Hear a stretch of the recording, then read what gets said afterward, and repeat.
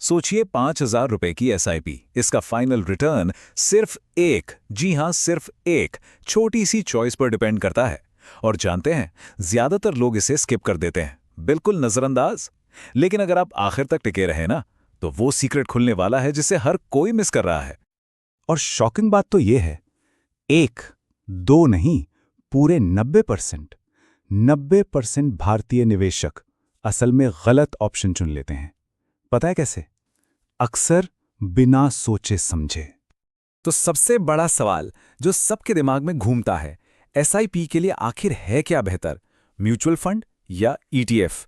चलिए आज इस कंफ्यूजन की जड़ को पकड़ते हैं और हमेशा के लिए इसे खत्म करते हैं। ओके, तो मैदान में उतरते हैं हमारे दो कंटेंडर्स। एक तरफ है टीम म्यूचुअल फंड और दूसरी तरफ है टीम ईटीएफ। देखते हैं इन दोनों में क्या क्या है खास। सबसे पहले बात करते हैं म्यूचुअल फंड एसआईपी की। देखिए, इसका सीधा सा मतलब है आप एक एक्टिवली मैनेज्ड फंड में पैसा लगा रहे हैं। यहां ना एक फंड मैनेजर होता है, एक एक्सपर्ट, जिसका काम है एक्टिवली स्टॉक्स को चुनना, खरीदना, बेचना। और उसका बस एक ही मिशन है, मार्केट इंडेक्स को पीछे छोड़ना, उससे ज्यादा रिटर्न लाके देना।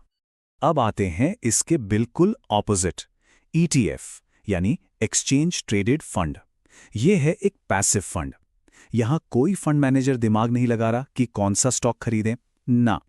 ये तो बस मार्केट इंडेक्स, मान लीजिए निफ्टी 50 को बिल्कुल ए टू जेड कॉपी करता है। मतलब जैसा इंडेक्स परफॉर्म करेगा, सेम टू सेम ईटीएफ भी परफॉर्म करेगा। सिंपल। तो चलिए अब इनका एक हेड टू हेड कंपैरिजन करते हैं। म्यूचुअल फंड्स देखिए बिगिनर्स के लिए काफी आसान है, क्योंकि एक प्रोफेशनल मैनेजर सब कुछ हैंडल कर रहा है, टेंशन फ्री। पर इसकी कीमत चुकानी पड़ती है, फीस थोड़ी ज्यादा होती है। दूसरी तरफ ईटीएफ्स, इनकी फीस ना के बराबर, बहुत कम होती है, और रिटर्न्स भी इंडेक्स के साथ साथ स्टेबल चलते हैं। लेकिन हाँ, एक चीज है, इनको खरीदने के लिए आपको एक डीमैट अकाउंट चाहिए होगा, बिल्कुल वैसे ही जैसे स्टॉक्स के लिए होता है। बातें तो बहुत हो गईं, थ्योरी अपनी जगह ठीक है, पर असल में जब नंबर्स की बात आती है तब क्या होता है। चलिए अब डेटा को ही आमने सामने खड़ा करते हैं और देखते हैं असलियत क्या है। ओके, एक एग्जाम्पल लेते हैं। मान लीजिए आप हर महीने 5,000 रुपए की एसआईपी कर रहे हैं 15 साल तक। अगर आपने एक्टिव म्यूचुअल फंड चुना और हम 12% का रिटर्न एज्यूम करें, तो आपकी फाइनल वैल्यू बनती है लगभग 22 लाख। वहीं अगर आपने ईटीएफ चुना, जिसमें 10.5% का रिटर्न मानते हैं, तो वैल्यू बनती है 20 लाख रुपए। सीधा सीधा 2 लाख रुपए का फर्क। काफी बड़ा अमाउंट है ये। लेकिन रुकिए, ये तो ऑन पेपर कैलकुलेशन है। रियलिटी में क्या होता है?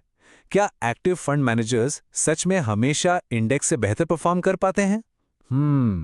पिक्चर अभी बाकी है। ये तो कहानी का सिर्फ एक पहलू है। और ये देखिए, ये स्लाइड सच्चाई को सामने लाती है।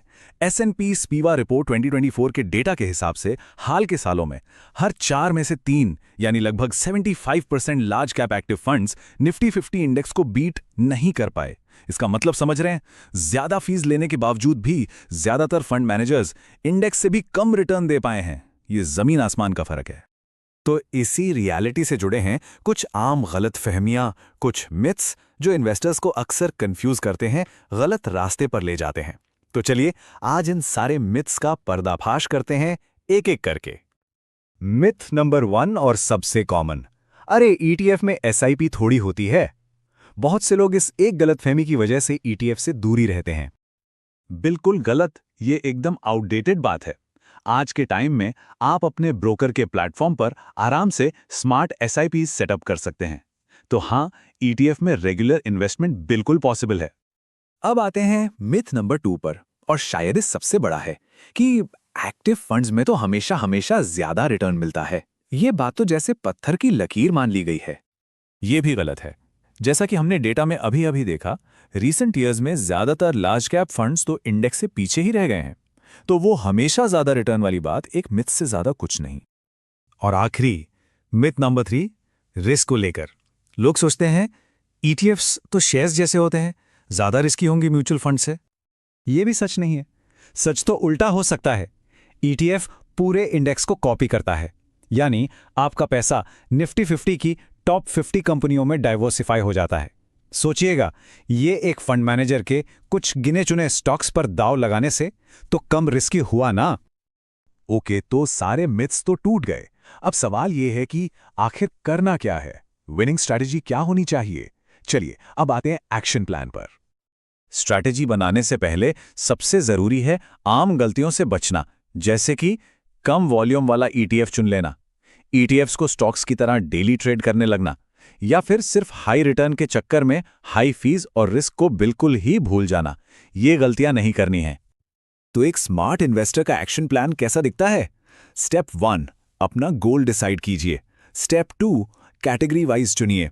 जैसे लार्ज कैप के लिए ईटीएफ एक बेहतर ऑप्शन हो सकता है और मिड या स्मॉल कैप के लिए एक्टिव म्यूचुअल फंड। स्टेप 3, हमेशा एक्सपेंस रेशो यानी फंड की फीस जरूर चेक करें।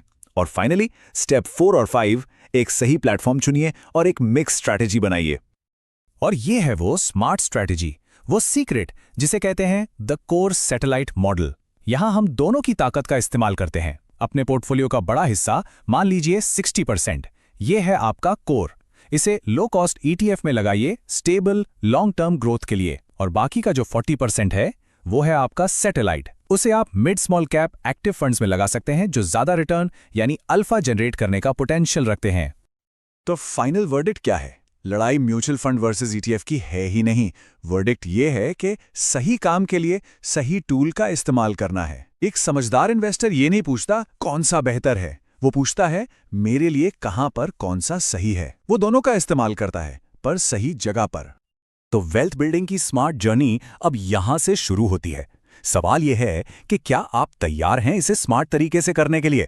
अगर इस पूरे एनालिसिस से आपका कंफ्यूजन थोड़ा सा भी दूर हुआ हो तो इसे लाइक और शेयर जरूर कीजिए, और ऐसे ही डीप डाइव एनालिसिस के लिए सब्सक्राइब करना मत भूलिएगा।